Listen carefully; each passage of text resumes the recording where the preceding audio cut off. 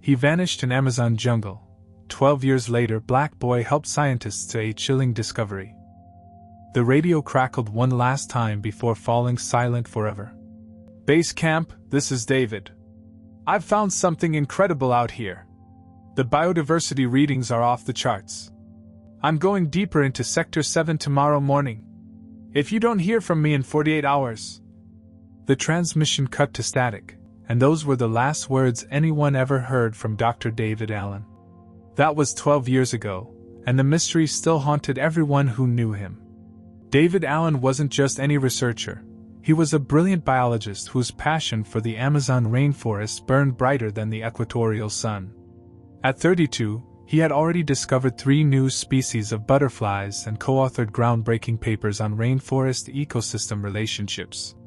His colleagues at the International Wildlife Research Institute called him the Plant Whisperer, because of his uncanny ability to spot rare flora that others walked right past.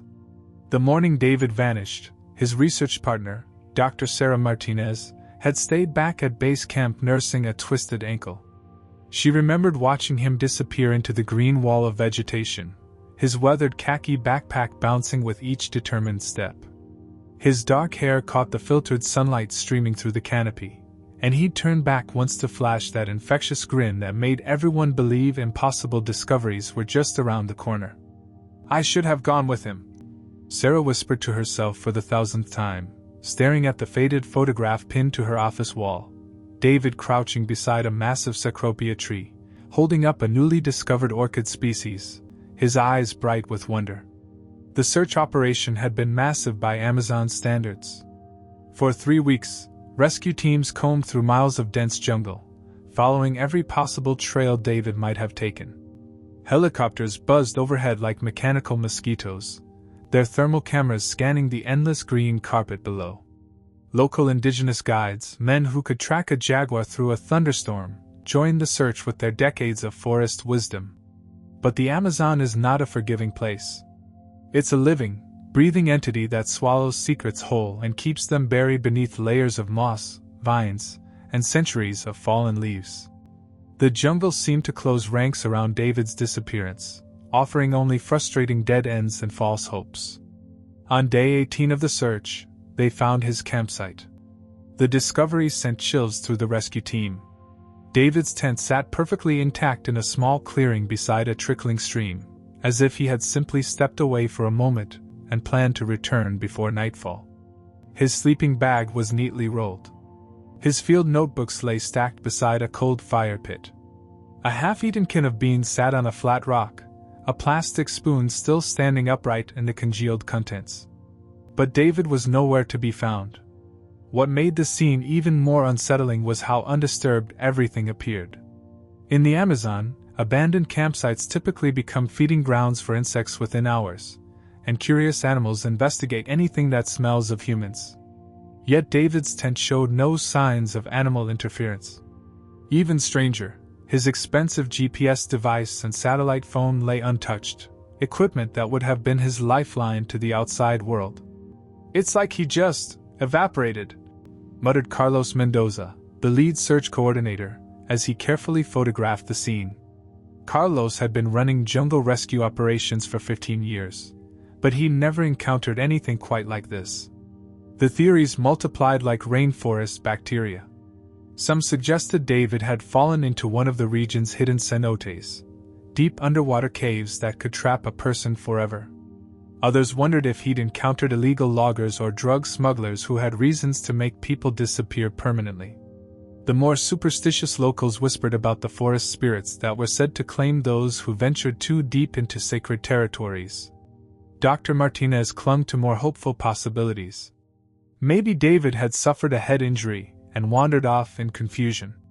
Maybe he'd discovered something so important that he'd lost track of time and gotten turned around. Maybe he was still out there somewhere, surviving on his extensive wilderness knowledge, trying to find his way back. But as days turned to weeks, and weeks stretched into months, even the optimists began to lose faith. The case officially went cold after 6 months. The Research Institute held a memorial service where colleagues shared stories of David's infectious enthusiasm and groundbreaking discoveries. His parents, Robert and Helen Allen, flew in from Chicago, their faces etched with the particular grief that comes from never knowing what happened to your child. "He always said the forest would be his life's work," Robert Allen said during the service, his voice breaking. "I just never thought it would claim his life too." The years that followed brought occasional false alarms. A tourist claimed to have spotted a bearded hermit living in tree platforms deep in the forest. A river guide reported finding human footprints near an uncharted waterfall. Each lead was investigated, but none ever led to David. Gradually, the scientific community moved on. New researchers arrived to continue the biodiversity studies David had started. The Amazon kept its secrets, and life in the outside world continued its relentless forward march. But in the small research stations scattered throughout the rainforest, David's story became something of a legend. New arrivals would hear whispered tales of the vanished biologist. During their first nights in the jungle, when the darkness seemed to press against their tent walls and every sound could be either a harmless frog or something far more dangerous. Some claimed they'd felt David's presence while conducting their own research, a sudden certainty that they were being watched, or finding their equipment mysteriously rearranged in the morning. Others reported dreams where a figure in khaki clothing beckoned them deeper into the forest, always staying just beyond recognition in the shifting shadows. The indigenous communities had their own way of processing David's disappearance. The Yanomami elders spoke of him with respect, saying that some people are chosen by the forest itself to become part of its eternal mystery. They believed his spirit had joined the countless others who had given their lives to protect the Amazon's secrets. As the 12th anniversary of David's disappearance approached, the case had settled into the realm of unsolved mysteries. The kind of story that gets retold around campfires and written about in books about unexplained phenomena. Nobody expected that a curious boy with quick eyes and an adventurous spirit would be the one to finally unlock the mystery that had baffled search teams, investigators, and scientists for over a decade. The forest was about to give up its secret, and the truth would prove more incredible than anyone had dared to imagine. Miguel Santos had always been different from other boys in his village. While his friends spent their afternoons playing soccer in the dusty clearing behind the church, Miguel preferred exploring the endless maze of the rainforest that surrounded their small community like a protective green wall. At 14, Miguel possessed an almost supernatural ability to navigate the jungle's twisted pathways. His grandmother, Maria Santos, often joked that he had been born with a compass in his heart and jaguar instincts in his bones. The old woman wasn't entirely wrong. Miguel could read the forest's subtle signs like other kids read comic books, understanding which plants indicated fresh water nearby and which bird calls warned of approaching storms. On this particular morning, the air hung thick with humidity from the previous night's rainfall. Miguel had convinced his mother to let him venture into the forest to collect medicinal plants for his grandmother's arthritis remedies. The wet season always brought out the most potent healing herbs, and Maria had taught him to identify dozens of species that grew deeper in the jungle, away from the well-worn paths.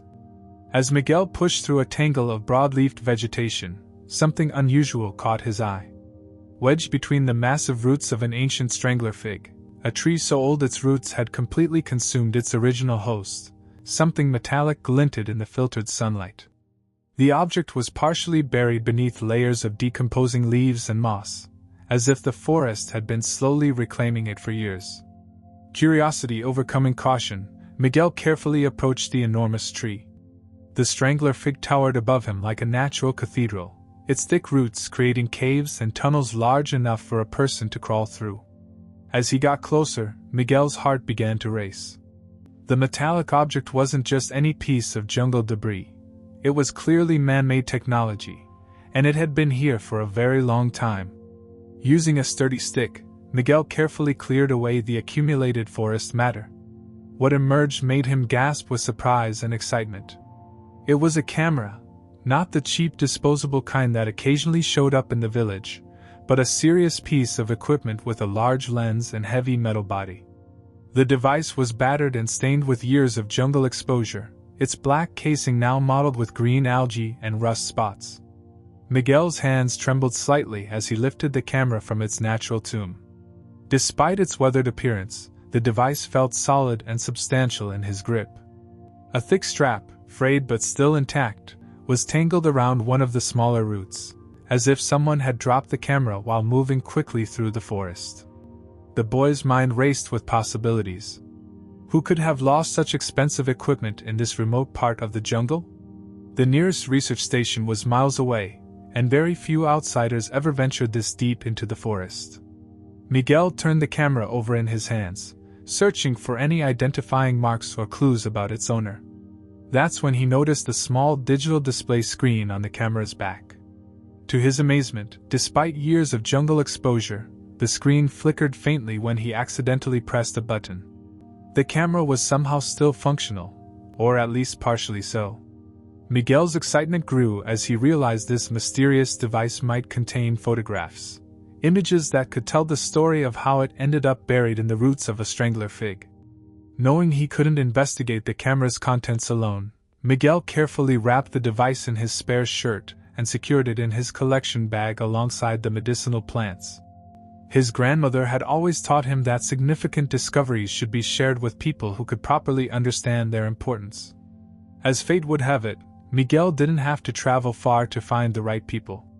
A team of researchers from the International Wildlife Research Institute had arrived in the area just 3 days earlier, setting up a temporary base camp near the village to study the impact of climate change on local bird populations. Miguel had watched with fascination as the scientists unpacked their sophisticated equipment and set up their observation stations. The research team was led by Dr. Elena Rodriguez, a soft-spoken ornithologist whose patient manner and genuine interest in local knowledge had quickly earned the villagers' respect. Unlike some previous researchers who had treated the indigenous community as obstacles to their work, Dr. Rodriguez made a point of learning from the locals and involving them in her studies. When Miguel approached the research camp that afternoon, his bag carefully clutched against his chest, Dr. Rodriguez was adjusting a telephoto lens on her own camera. The irony wasn't lost on Miguel. He was bringing a mysterious camera to someone who spent her days photographing the forest's secrets. Dr. Rodriguez, Miguel called out in his careful English, a language he'd been learning from the village teacher. I found something in the forest. Something important. The scientist looked up from her equipment, immediately noting the serious expression on the boy's face. In her 5 years of field research, Dr. Rodriguez had learned to pay attention when local people, especially observant young people like Miguel, claimed to have found something significant. What is it, Miguel? She asked, setting down her lens and giving him her full attention. With ceremonial care, Miguel unwrapped the weathered camera and placed it on the folding table beside Dr. Rodriguez's equipment.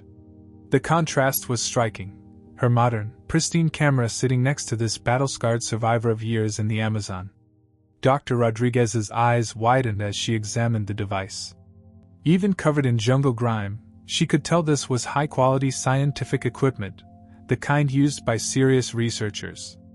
Her heart began to pound as she noticed the small engraved nameplate on the camera's bottom edge, barely visible beneath the accumulated dirt and corrosion. Gently cleaning the nameplate with a soft brush, Dr. Rodriguez felt her breath catch in her throat as the letters became clear. Property of D. Allen International Wildlife Research Institute. The camera belonged to David Allen, the legendary biologist whose disappearance had become one of the Amazon's most enduring mysteries. Dr. Rodriguez stared at the nameplate in stunned silence, her scientific mind struggling to process the magnitude of Miguel's discovery. After 12 years, a piece of David Allen's final expedition had literally emerged from the forest floor. Her hands shook slightly as she reached for her satellite phone to contact her research director. This could change everything, she whispered, more to herself than to Miguel, who watched with growing excitement as he began to understand the significance of his find. Within hours, the small research camp had transformed into a buzz of activity. Dr. Rodriguez's urgent communications had prompted the Institute to dispatch their most experienced Amazon specialist, Dr. James Morrison, who arrived by helicopter along with specialized data recovery equipment. Morrison had been part of the original search team 12 years ago, and the haunted look in his eyes revealed how deeply David's disappearance still affected him. I never thought I'd see anything of his again, Morrison admitted quietly, cradling the weathered camera like a precious artifact. David was carrying this exact model when he vanished. I helped him calibrate it just days before his final expedition. The team's tech specialist, a young woman named Anna Chin, worked with painstaking care to extract the camera's memory card. Despite years of jungle humidity and temperature extremes, the protective casing had kept moisture away from the crucial digital components. As Anna connected the card to her ruggedized laptop, everyone held their breath. Incredible! Anna breathed as the first images began to appear on her screen. Most of the data is intact. There are over 300 photos here, and the timestamps show they were taken during the weeks following David's disappearance. The photographs told an extraordinary story of survival and discovery. The earliest images showed David's familiar face, though already marked by exhaustion and stress. He had clearly been documenting his situation, perhaps hoping the camera would serve as a record if he didn't survive. But as the team scrolled through the chronological sequence, they discovered something unexpected. David hadn't just been surviving, he had been thriving. The photographs revealed plant species that none of the scientists recognized, despite their combined decades of Amazon experience. Exotic orchids with impossible color patterns climbed through the images. Massive bromeliads formed living gardens in the forest canopy. Most intriguing of all were images of a waterfall that seemed to cascade through multiple tiers of rock formations, creating natural pools and gardens that looked more like fantasy than reality.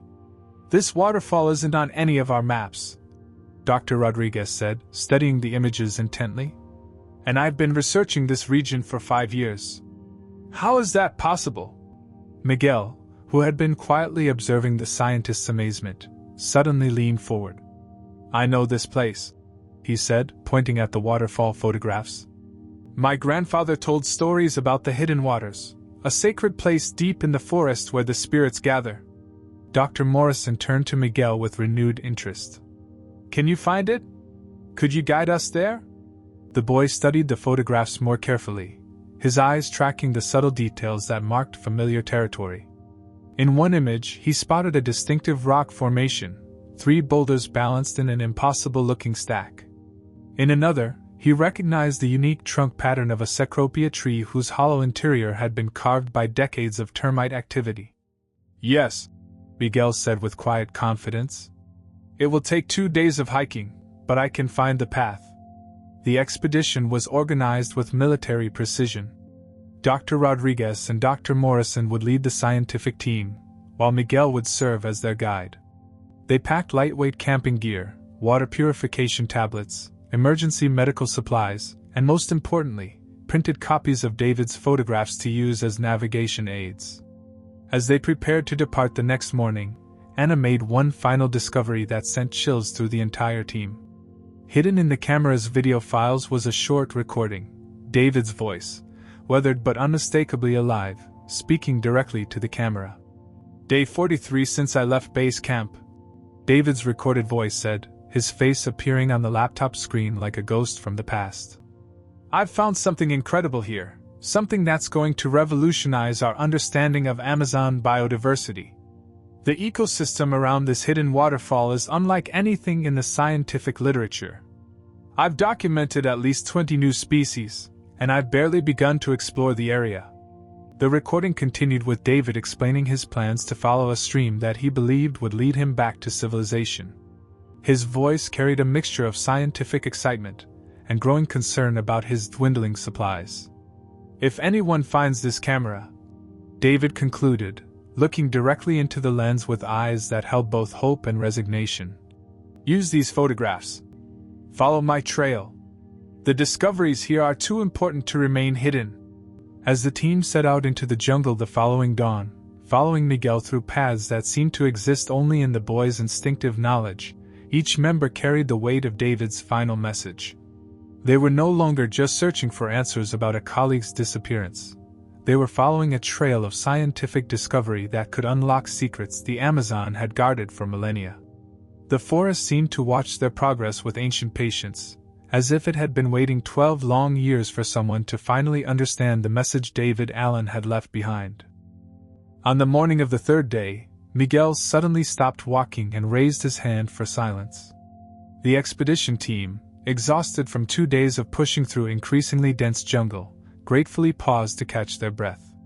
The humidity was suffocating, and even Dr. Morrison, despite his years of Amazon experience, was struggling with the relentless pace Miguel maintained through terrain that seemed to exist in perpetual twilight.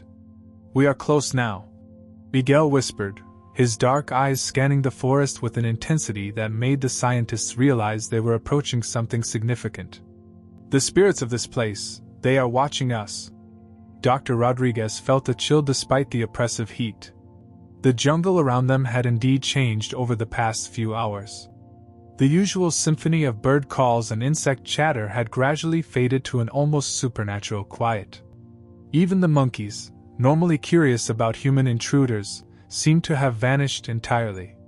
Miguel pointed to a massive kapok tree whose trunk was so wide that it would take 8 people holding hands to encircle it. Growing from its base was a distinctive arrangement of buttress roots that formed natural archways and chambers. In one of David's photographs, this exact tree had appeared as a waypoint on his journey. "There," Miguel said simply. "The camera was found 2 kilometers from here." Dr. Allen's path led him this way. As they approached the ancient tree, Dr. Morrison suddenly grabbed Miguel's shoulder. "Look," he breathed, pointing to the base of one of the massive buttress roots. Carved into the smooth bark, barely visible beneath years of moss growth, was a simple symbol, an arrow pointing deeper into the forest, accompanied by the letters D, and a date that made everyone's heart race. The date was from 6 weeks after David's official disappearance. "He was alive," Dr. Rodriguez whispered, tracing the carved letters with trembling fingers. "He was alive and thinking clearly enough to leave markers." Following the arrow's direction, the team pushed through a curtain of hanging vines and emerged into a small clearing where the forest canopy opened just enough to allow shafts of golden sunlight to reach the ground. And there, tucked into a rocky overhang that provided natural protection from rain, was David Allen's hidden shelter. The sight took everyone's breath away. This wasn't the desperate, makeshift camp of a lost and panicking man. Instead, David had created a remarkably organized survival homestead that showed careful planning and adaptation to jungle life. A framework of branches and vines created walls and a roof extension that channeled rainwater into carved bamboo containers. Flat stones had been arranged to create a dry sleeping area and a cooking space with a small, efficient fire pit. "My God!" Dr. Morrison said, his voice heavy with emotion. "He wasn't just surviving. He was living." Miguel approached the shelter with the reverence of someone entering a sacred space. Near the entrance, a weathered backpack sat propped against a smooth boulder, its contents still neatly organized despite years of exposure. Inside, they found a treasure trove of scientific equipment, specimen containers, measurement tools, water purification tablets, and most importantly, a thick field journal wrapped in waterproof material. Dr. Rodriguez carefully opened the journal, and David's familiar handwriting leaped from the pages like a voice from beyond. The entries began with the desperation of his first few days after becoming separated from his planned route, but they quickly evolved into something extraordinary, a detailed record of survival, discovery, and adaptation. Day 12, Dr. Rodriguez read aloud. "Finally mastered the art of weaving palm fronds into waterproof containers. The indigenous techniques I observed years ago are proving invaluable. Collected rainwater from last night's storm, enough to last 3 days if I'm careful." The entries revealed David's remarkable transformation from lost researcher to jungle survivor. He had taught himself to identify edible plants, to predict weather patterns from subtle atmospheric changes, and to read the forest's rhythms like an ancient hunter-gatherer. More impressively, he had never stopped being a scientist. Each page contained detailed observations about animal behavior, plant adaptations, and ecosystem relationships. Day 28. Another entry read: "Discovered a new species of poison dart frog near the hidden stream. Coloration unlike anything in the literature, bright turquoise with silver spots. Have collected detailed measurements and behavioral notes. If I make it back to civilization, this alone will be worth publishing. But it was the entries from his second month that truly revealed David's character. Despite his precarious situation, his writing showed growing confidence, and even moments of joy. He had found a way to turn his survival ordeal into the research opportunity of a lifetime. Day 47. Dr. Morrison read, his voice cracking with emotion. Made contact with a family of spider monkeys today. They've been watching me for weeks, gradually accepting my presence. The matriarch finally allowed me to observe their tool-making behavior up close. Remarkable intelligence. They're modifying sticks for specific tasks in ways that suggest cultural transmission of knowledge. The journal entries painted a picture of a man who had not only survived but had thrived in one of the world's most challenging environments. David had turned his disappearance into an unprecedented opportunity for long-term, immersive research that would have been impossible under normal expedition conditions. But as the team read deeper into the journal, they began to sense a change in David's tone. The entries from his third month showed increasing references to his attempts to find a way back to the outside world. As evening shadows began to stretch across the clearing, Dr. Rodriguez carefully turned to the journal's final pages. The entire expedition team had gathered around their small camp light, drawn by the magnetic pull of David's story. Even Miguel, who understood only fragments of the English text, seemed mesmerized by the weight of the moment. The handwriting in these final entries was different, more deliberate, as if David had been choosing each word with profound care. The scientific observations that had filled earlier pages gradually gave way to deeply personal reflections that revealed the true depth of his character. Day 73. Dr. Rodriguez read, her voice barely above a whisper. The rains have stopped, and I can hear the stream flowing stronger now. I've been thinking about Sarah, about my parents, about everyone who must be wondering what happened to me. The guilt is almost overwhelming. But I've also realized something important. I've learned things here that could change how we understand the entire Amazon ecosystem. The entry continued with David describing his internal struggle between his desire to return home and his growing awareness that his unique situation had provided him with scientific insights that might never be replicated. He had essentially become the first researcher to conduct a months-long, immersive study of Amazon rainforest life from within the ecosystem itself. Day 81. Dr. Morrison read the next entry, his weathered hands trembling slightly. I've made a decision. The stream that flows past my shelter heads northeast, and according to my compass readings, it should eventually connect with the Tapajos River system. If I follow it carefully, marking my path as I go, I might find my way to a village or research station. The team exchanged glances. This was the moment they had been waiting for. David's final journey, the path that would lead them to understand what had ultimately happened to him. David's entries from this period revealed a man who had found a deep spiritual connection with the forest that had become his home. He wrote about morning mists that transformed the jungle into a cathedral of light, about the complex social dynamics of the howler monkey troops that had become his neighbors, and about nights when the symphony of nocturnal creatures made him feel like he was listening to the heartbeat of the planet itself. Day 89. Anachin read, her voice filled with emotion. I've been preparing for the journey downstream for a week now. I've cached some of my research notes and specimens here in the shelter, hoping that someday other scientists might find them. The biodiversity data alone represents years of conventional research. But more than that, I've documented behavioral patterns and ecosystem relationships that would be impossible to observe during standard expeditions. The entries revealed David's meticulous preparation for his final journey. He had crafted a small raft from fallen branches and vines, waterproofed containers for his most important research materials, and created detailed maps of the route he planned to follow. His survival skills had become so advanced that he approached the journey with the confidence of someone who had truly mastered jungle living. But it was the emotional content of these final entries that brought tears to the eyes of everyone listening. David wrote about his growing acceptance of whatever fate awaited him, and his deep gratitude for the extraordinary experience the forest had given him. Day 94. Dr. Rodriguez continued, her voice breaking. Tomorrow I begin the journey downstream. I'm not afraid anymore. These months in the jungle have taught me that life and death are just different phases of the same natural cycle. I've become part of this ecosystem in ways I never imagined possible. The forest has made me whole.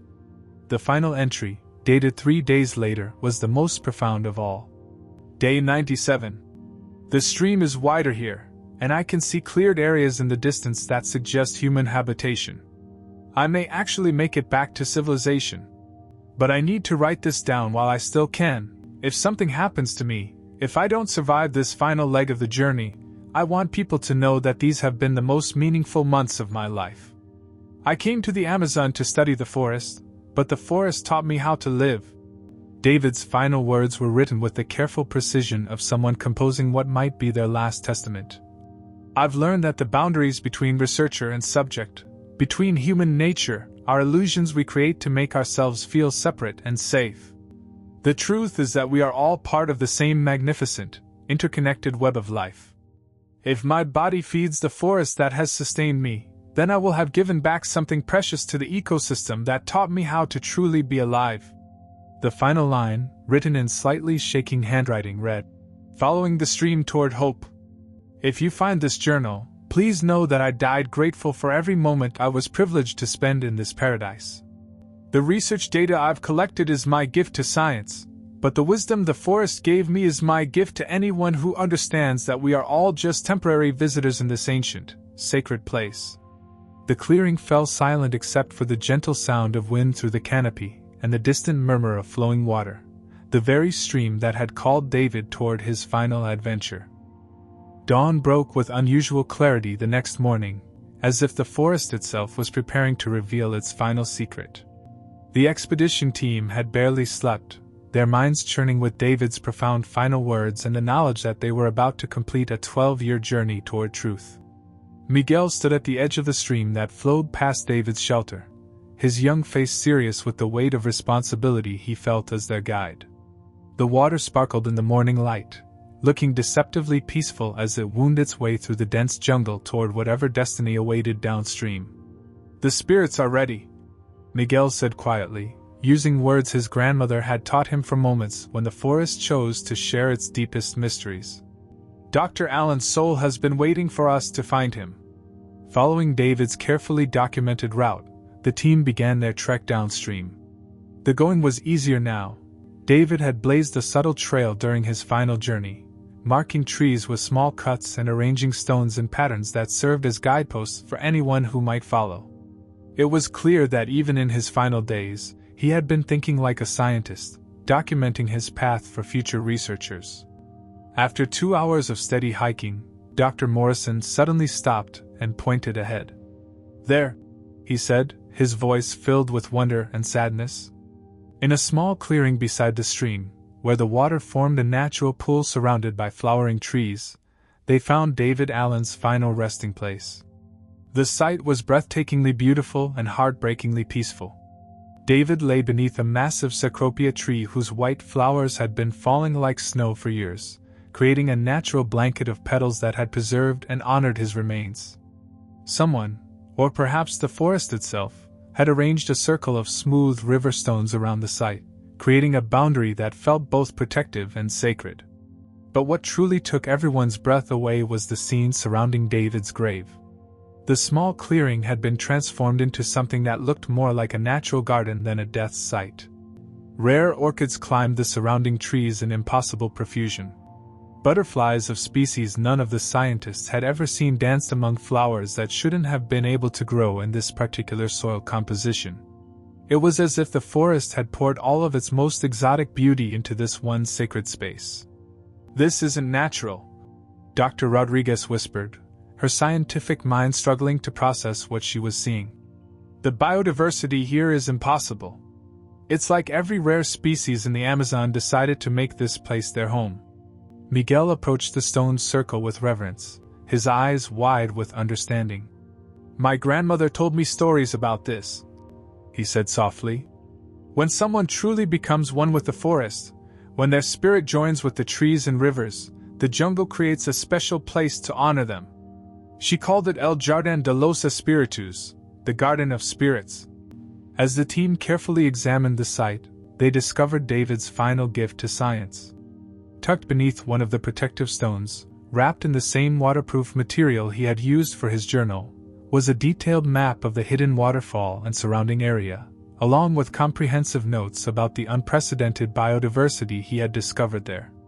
But more than that, they found evidence that David's final days had been filled with a peace that few people ever achieve.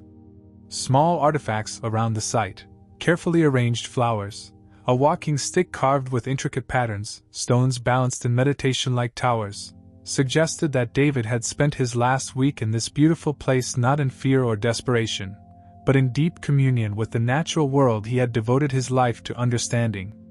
Dr. Morrison knelt beside the stone circle and placed his hand on the earth.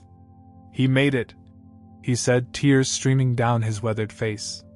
"He didn't make it back to civilization, but he made it to something even more important. He found his way home." The team spent the entire day documenting the site and the extraordinary ecosystem that had grown around David's resting place.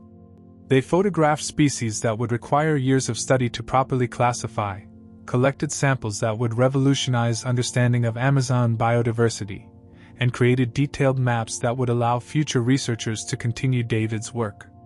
As the sun began to set, casting golden light through the flowering trees, the team gathered around David's grave for a moment of reflection.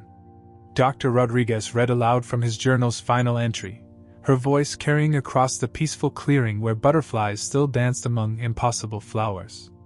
Miguel, speaking in the mixture of Spanish and indigenous words his grandmother had taught him, offered a blessing for David's spirit and a promise that his discoveries would be protected and honored.